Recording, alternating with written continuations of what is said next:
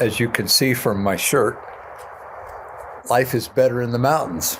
And that has always been one of my governing philosophies. Life is better in the mountains. I love being here.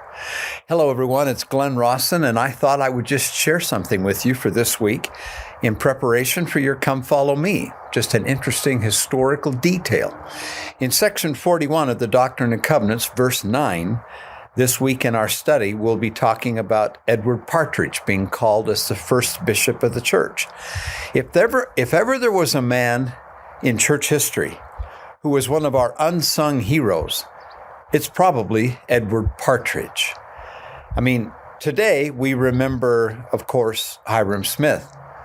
Or we remember Brigham Young and Heber C. Kimball and Jedediah M. Grant.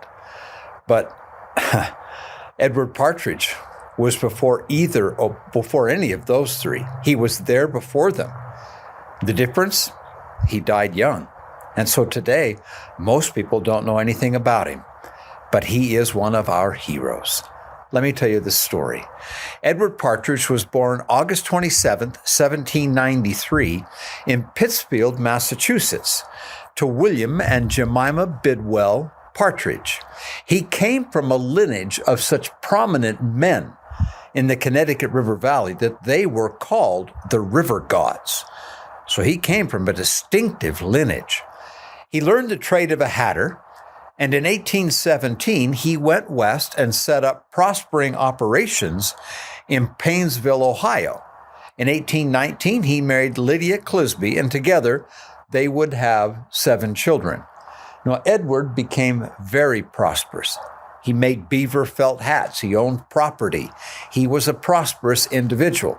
Then in 1830, those 4 Lamanite missionaries that we've been talking about in Come Follow Me, Parley P. Pratt, Oliver Cowdery, and the others, they found Edward Partridge, offered him a Book of Mormon. And it's recorded in the history that Edward looked at Oliver and said to him initially, "I believe you are a deceiver." But then Edward's heart softened and he asked for a copy of the Book of Mormon. Well, to make a long story short, he was so intrigued that with Sidney Rigdon, he went east to New York, where he met the prophet Joseph Smith near Fayette. He was baptized December the 11th, 1830, in Seneca Lake.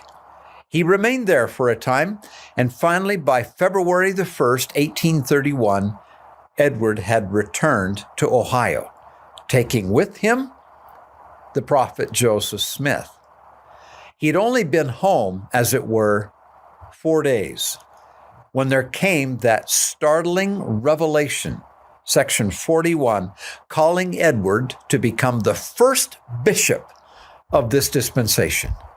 And at that point, what's a bishop? And what does a bishop do? Talk about overwhelmed by a calling, because it was significantly different than it is now. As what would follow, in June of 1831, Edward was among those called to go by commandment to Missouri with the prophet Joseph. Obediently, Edward left his family and made that 900-mile journey to Jackson County, Missouri, leaving behind his family, including one daughter so ill that he never expected to see her again. He went, and Lydia supported him. And such would typify the rest of their days. Now, they were not perfect people, of course, but such would typify the rest of their days, always answering the call. Well, the brethren arrived in Missouri, and once there, the Lord gave a revelation, which we'll be studying later on, section 57 of the Doctrine and Covenants, identifying that Jackson County was the center place, and that a spot for the temple was there, and that this is where Zion would be built in the latter days. Now, please consider that Enoch, the ancient prophet Enoch, had built a city that became so righteous in the people's hearts and in its government, it became a kingdom of priests and priestesses, queens and kings. It was a holy city, so much so that God was invited himself to come and dwell there. Eventually, Enoch and his people were taken from the earth with the promise that in the latter days they would return. And that time was now. Edward Partridge was called to be the man to buy the land for and build the city of Zion and prepare a people to welcome the Savior back to the earth. That fell squarely on Edward Partridge's shoulders. And brothers and sisters, all of that without a handbook of instruction. But as it would turn out, the people would not have Zion in their county, and more importantly, they wouldn't have it in their hearts. The Latter-day Saints were driven out of Jackson County, Missouri in November 1833. They crossed the river into Clay County, and Bishop Partridge now presided over and ministered to scattered, starving exiles up and down the Missouri River. It was a time of great suffering. Later on in 1836, the church settled in northern Missouri and began to build Zion there. Edward Partridge, still there, still working. In 1838, when the church was driven out of Missouri by the governor's extermination order, Edward again assisted the exiles, taking them out. Where the church went, Edward and Lydia went faithfully, eventually winding up in Nauvoo, Illinois. It is said that Edward Partridge was working in the office of the first presidency in Nauvoo in May of 1840, assisting with the writing of Joseph Smith's history, when all of a sudden, May 27th, he passed away from the effects of the mobbings and persecution. He was laid to rest in what is today the old Pioneer Cemetery out east of Nauvoo.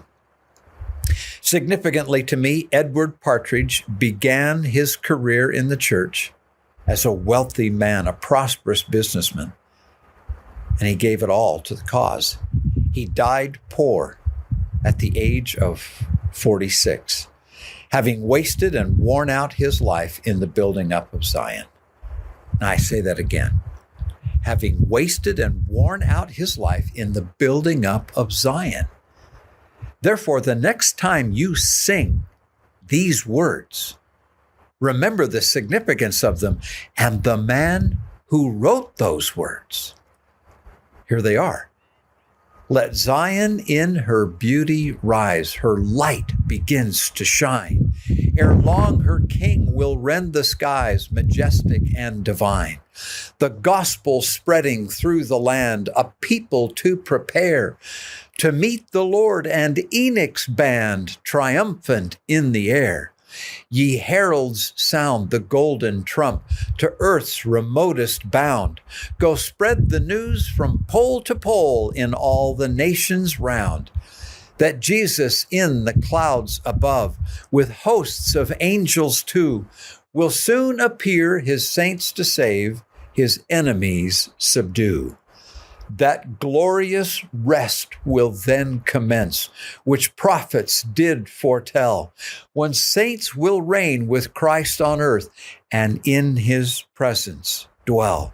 1,000 years, O glorious day, dear Lord, prepare my heart to stand with thee on Zion's mount and never more to part.